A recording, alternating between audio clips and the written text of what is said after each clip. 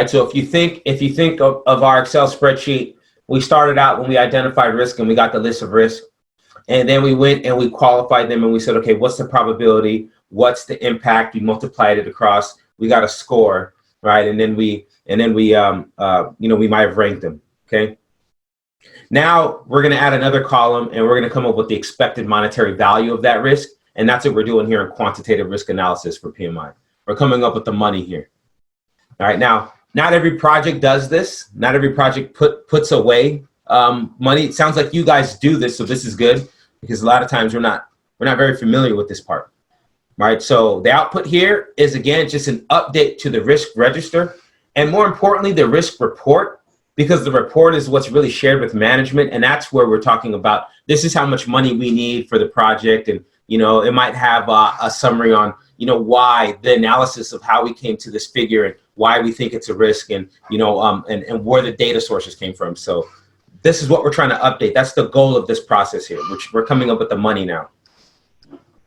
So we're still looking at our plans. We're still using those to guide our approach to this. We're still using the baselines, so that we stay within the scope, the time, and what the money is going to be. We're still looking at our documents, still using EFs and OPAs, and doing the same things that we did in the last process as well. Analyzing the data, representing that data, gathering it, and then the output is updating the documents we have here. So let's jump to what we're trying to create, which is the risk report. We're really updating it. I shouldn't say create. The output here is an update, right? Just a project document update, which the risk report is the project document we're really specifying here. And so we're looking at the risk exposure. What's the chances of our project success? And the probability that we'll achieve the key objectives could be tied to the finances, right? Are we going to have enough money if all of these risk events happen to actually finish the job, right? And what's the chance of that actually happening, that every risk event, goes bad and then we run out of money. So you look at that variability. That's where we look at the risk exposure. And then you have the detailed analysis, where are those drivers coming from, and, how much money do you need? You'll prioritize your risk, and that goes back to when we qualified it and we got probability times impact, and those with the highest score, the ones that we really want to mitigate, they end up at the top of the list, and that's where we start, right? So we have a prioritized list, and then we'll recommend what those responses need to be. Should we mitigate these? Should we just simply put contingency reserves? Should we just avoid the risk altogether, right? And I should say those are threats, because on the flip side, of the opportunities, should we seek those opportunities, right? Should we look to enhance, to exploit those, or should we share in some of those? So again, we still take the plans, looking at the risk register and risk report, but we're also going to take some estimates if they exist, any forecasts. Right. We may use simulations. We may have the data. We may use 3-point estimating. We may not, but we may use Monte Carlo in both scenarios, 3-point estimating or not, to give us a range of certainty of what we think this risk actually is going to cost. So that's just one tool and technique, is to use software, right? That's just note that. Monte Carlo is one of the ways that you can use, but it's modeling the data or simulating the data. All right, you can use a sensitivity analysis, and a sensitivity analysis will show you which of your objectives are going to be the most sensitive to a particular constraint. So we look here and we have these activities, risk, and right here the constraint is time. You can see, so we see the constraint is time, and then you see the objectives within the project, and then you can see, whether positive or negative, which ones, are the most sensitive to time. Now, if we were to change this constraint at the bottom from duration and change it to cost, maybe the cost is not so reactive to change here. Maybe the cost, maybe to provide temporary facilities might fluctuate more. Right, maybe that might be more sensitive to change. So that's what a sensitivity analysis does. It shows you choose a constraint, and then it'll show which objectives, based on the objectives you have, how sensitive they are to it. Right, so So 2 things you need to know: sensitivity analysis, and the results are displayed on a tornado diagram. Okay, the tool and technique is a sensitivity analysis, but the results are displayed on a tornado diagram. I don't want you to get confused. The tornado diagram is not the tool or technique. The sensitivity analysis is. We can also use a decision tree for expected monetary value. So first of all, there's two ways to do EMV, or expected monetary value. Are you all familiar with this? You guys do EMV? No. Okay. So let me go through it then. So there's 2 ways to do it. There's straight EMV, and then there's EMV using a decision tree. Straight line EMV says, let me take the probability times the impact. So if we saw, I'm going to go back a few slides. Let me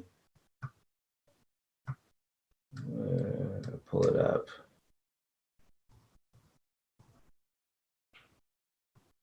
All right. Oh, where'd it go? Okay. So we have the probability here, and we have these percentages, and then we have the impact, and we multiply it straight across. So I said, like, what's the probability of somebody coming in late? Oh, 90%. And, what's the impact? Very low. So, we get that, right? Versus, 9 and up here, and then we get, 0.72. Okay. When we quantitatively do this, we're going to use these same probabilities, but we're going to change these impacts into dollar amounts. So when I come back to this slide here, when I come back to this slide here, it looks like, I'm going to use a different slide. I will stick with this one. So come to this slide here, and we have, hey, should we build or upgrade a new plant? And we have $120 million to invest to build a new one, or $50 million to simply upgrade the current one. Okay. So I'm going to stick with the build a new one. You have a 60-40 of strong and weak demand. Straight line EMV will just say, okay, take $120 million, multiply it by 60%. And that would be what your EMV would be. Take $120 million, multiply by 40%, you would get $48 million. You have $48 million of exposure. So that's the first way to do EMV. It's just straight across. Okay. Now, the second way to do it is to use the decision tree, and that's what we see here. Okay. So now we have build or upgrade, and basically you have scenario A and scenario B. Let's see if I can. I had this little pen. Where'd it go? This little soft pen.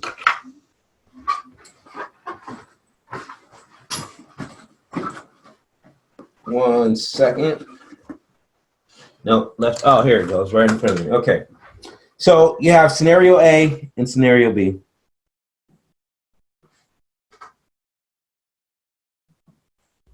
Okay. You're always going to have case 1 and case 2, and you're going to have case 1 and case 2.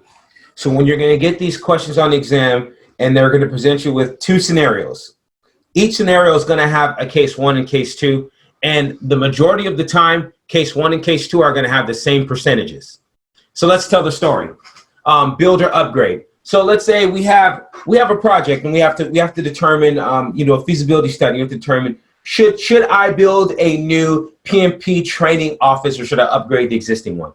And so I do a little bit of research, and I figure out what the cost is. And so I go to our chief marketing officer and I say, hey, Shelly, what if we built a new plant versus simply upgraded to new plant? What would that do for us in terms of market demand? And so she says, okay, give me some time to do the research. She comes back a week later and she says, well, based on what the team says, if you build a new plant, the team has a 60% chance of having strong demand, and that represents $200 million in revenue for the organization. There's also a 40% chance that there will be weak demand, and that only represents $90 million for the organization. And we say, okay, all right, that sounds good. And we say, what if we upgrade? She says, well, if you upgrade, turns out you have the same 60-40, but the difference is that you'll only have $120 million of revenue if you upgrade the plant in terms of strong demand, and respectively, you would have $60 million for the weak demand, and that's still 40%. And you say, okay, and you run the numbers.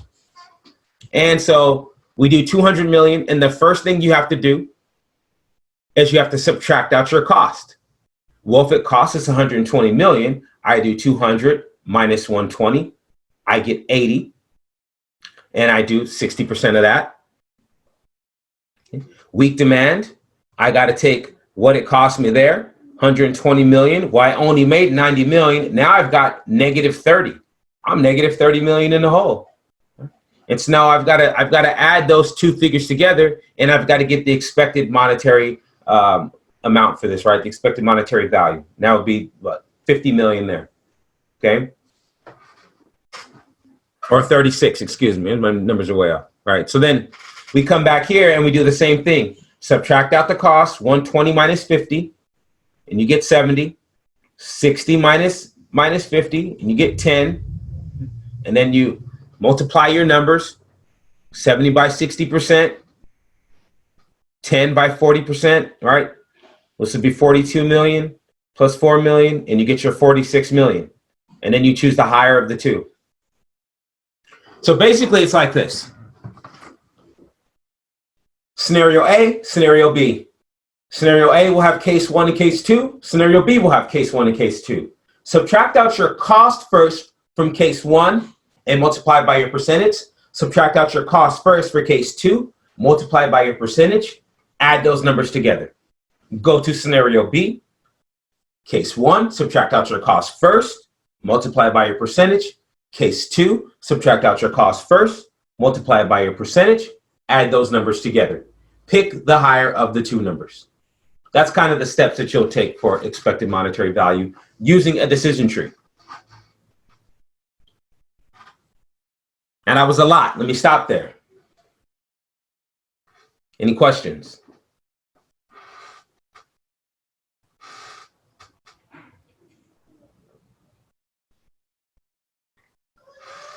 Yes, you do have a question. So on A, build new plant is an investment of $120 million in this example. Below that, you have the 60% and 40%. 60% times 80 million. Where does million come from? So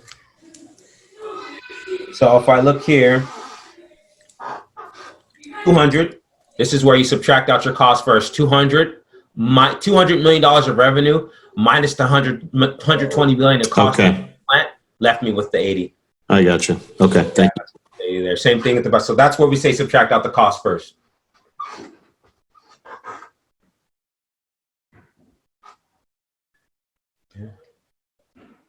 Dana, Chris, John, you good? Thumbs up? Okay.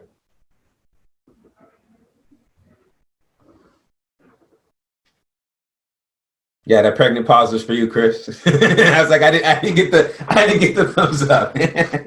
Okay.